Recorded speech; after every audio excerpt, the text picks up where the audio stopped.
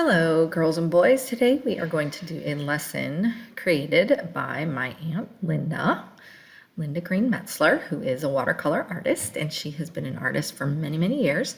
And one of her favorite things to do is called plain art painting and drawing. And when I first saw that as a reading and writing teacher, I thought to myself, plain, that's got to be spelled wrong. Well, as you can see from her slide, it's from the French expression in plein air, which means in the open air outdoors. And what I learned from her, as you can see from this slide, is that the French first painted outside of their studios in the natural sunlight.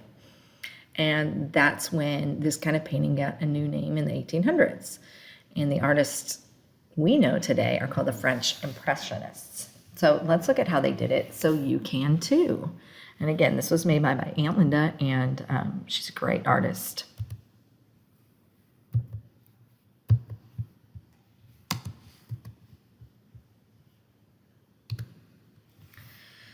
So our finished product might look something like this. These are some of her original watercolors that she made sitting outside in Missouri, where she lives. I think those are most in the Missouri bluffs along the Missouri River. Let's look at the next page. So this is what her setup looks like when she's sitting outside. She's got her easel and all her paints and her chair and her painting table, but ours does not have to be that complicated. And right now we can't really go that far, but this is what a true artist setup might look like in plein air. And this is what she was looking at for this particular photo, for this particular drawing. So she's sitting right out front, whatever it is that she's drawing, and you can see she's got her easel set up with her painting.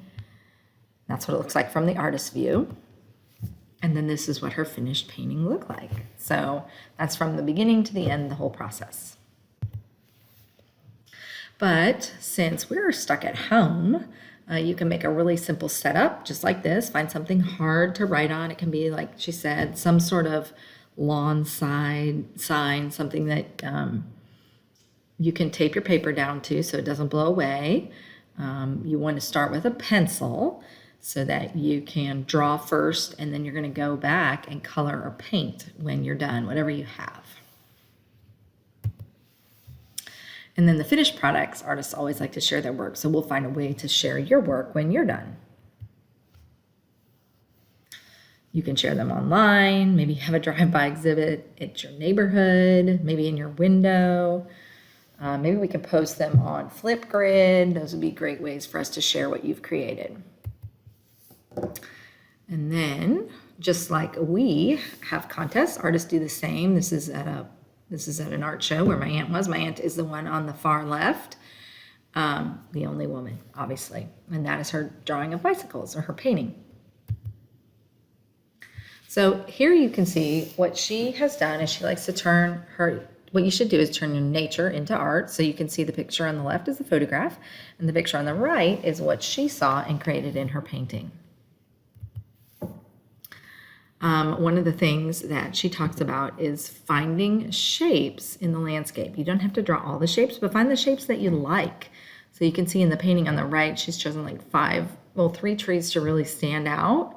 And then she's drawn some of the stuff in the background, but not everything. And she's kind of adapted it. She found the shapes that she liked and went with those. Here in this picture of the vines, you can see that she took the vine and made straight lines and angles to really draw that picture. So you can see the straight lines and angles in the picture of her tree. I guess that maybe is a grapevine, it looks like. The other thing you can do is to get up real close and find big shapes and focus in on one little thing and focus on those shapes. And I'm going to show you the viewfinder coming up so you can see how to use it. So what is it? It's a simple tool that we use to look at the landscape, or a small bit of it. So all you have to do is take 4 pieces of cardboard, 4 strips, and staple together in the corners, and then draw what you see inside the square. But if you just staple the outside corners and allow the viewfinder to move in and out, you can choose the size of your square. And so you just sort of hold it up in front of whatever it is that you want to see, whatever you think you might want to draw and focus in on just that piece. I'll show you how it works. So Aunt Linda took her coffee cup and she just put it on a rug. She took her viewfinder, and you can see there's paper clips in the corners, on the outside corners, to anchor. That's the size of the viewfinder that she wanted.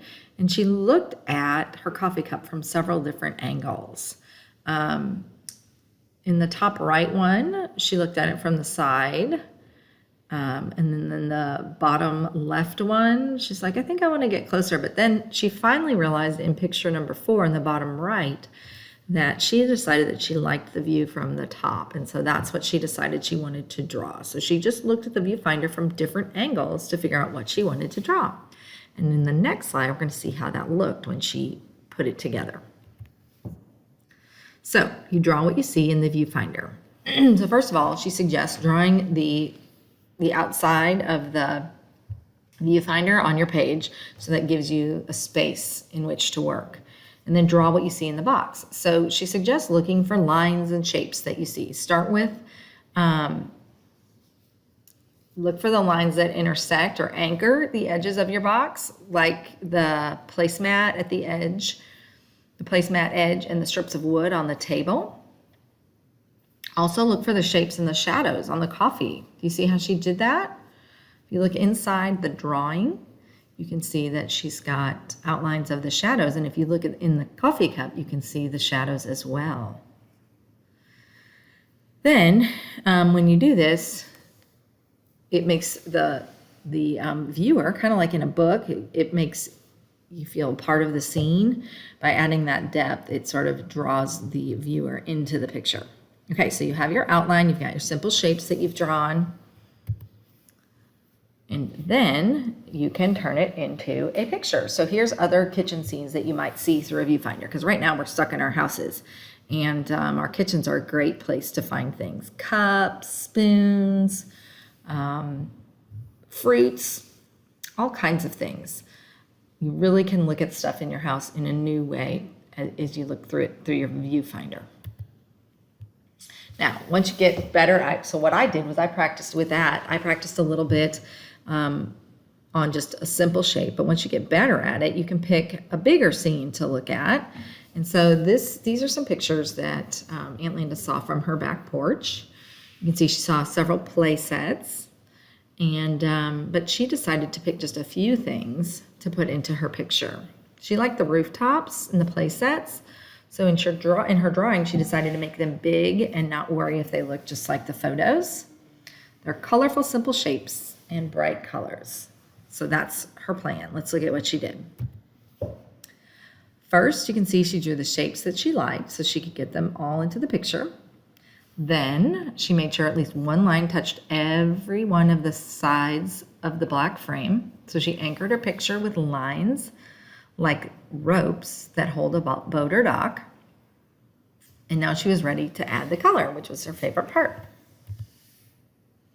So you can use whatever you have at home, watercolors, pencils, markers, color in your drawing with whatever you have. And then try to put the colors you see in front of you into the picture, just like the plein air artists did, like the Impressionists.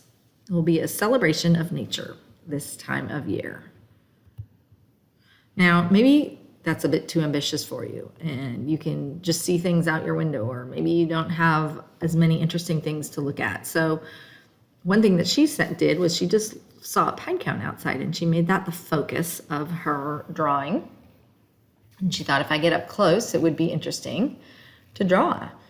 So she just drew it first with her pencil, made sure all the lines touched the 4 sides. She chose one thing from the background, the tree. There was probably a whole lot of other stuff back there, but she just focused on one little part. And then she focused in on her pine cone and the railing and made that the focus of her artwork. And then again, we have to share what we do. So this is my Aunt Linda's website. If you want to go check out her art, or if you have questions for her, you can check her out. There's a link on her page for you to get in touch with her if you want to find out more, or just talk to her about the artwork. I hope you enjoyed this, and I look forward to hearing all about your art and seeing it.